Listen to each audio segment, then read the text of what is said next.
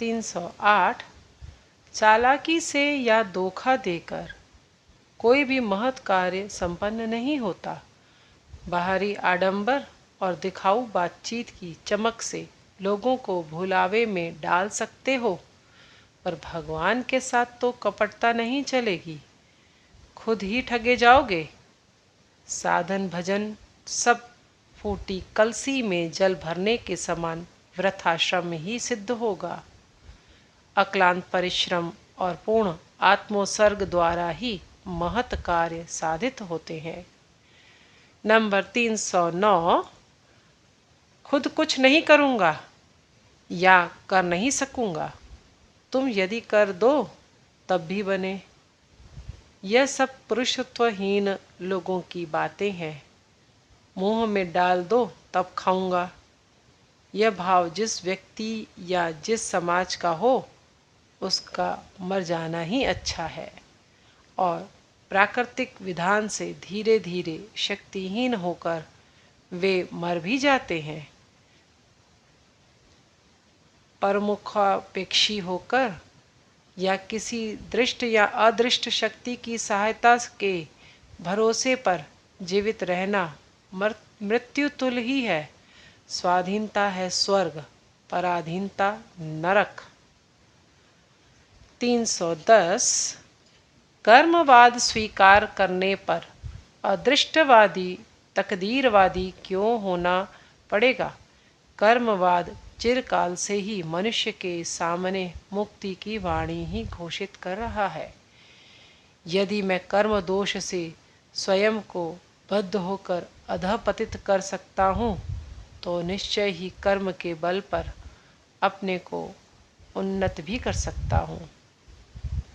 खुद को यदि खुद ही बांध सकता हूँ, तो खुद ही उस बंधन को खोल भी सकता हूँ।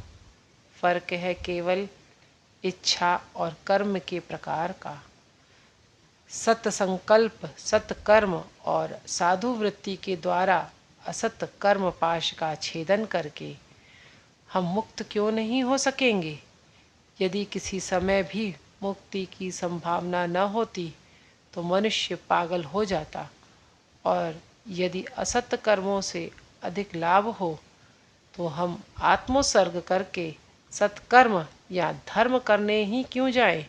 यदि ऐसा होता तो सारा धर्म भाव, साधु भाव, दया, प्रेम इस जगत से लुप्त हो जाता और मनुष्य पशु में परिणत हो जाता।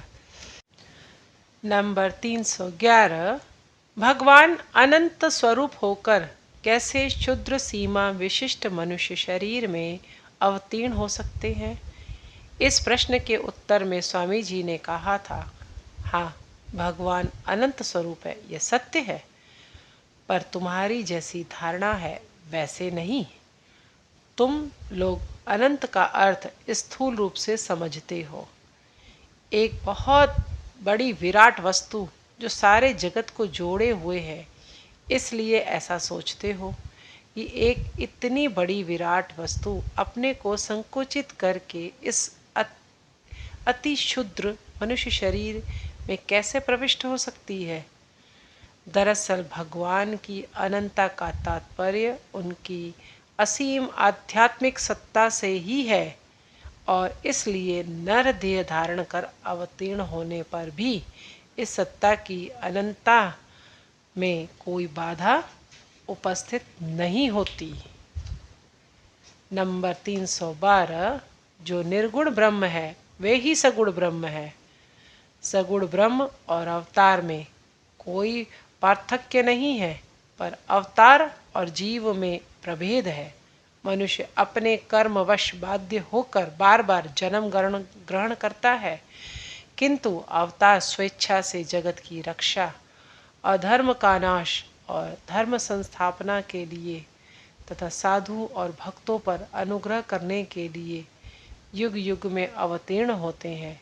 और भी जीव त्रिगुणात्मक प्रकृति के वशीभूत होकर जन्म ग्रहण करते हैं, किंतु अवतार प्रकृति के या त्रिगुणों के अधीन नहीं, उनके मालिक और नियंता है। अवतार साक्षात भगवान ही है, केवल उनकी देह रूपी खोल ही मनुष्य के आकार की होती है।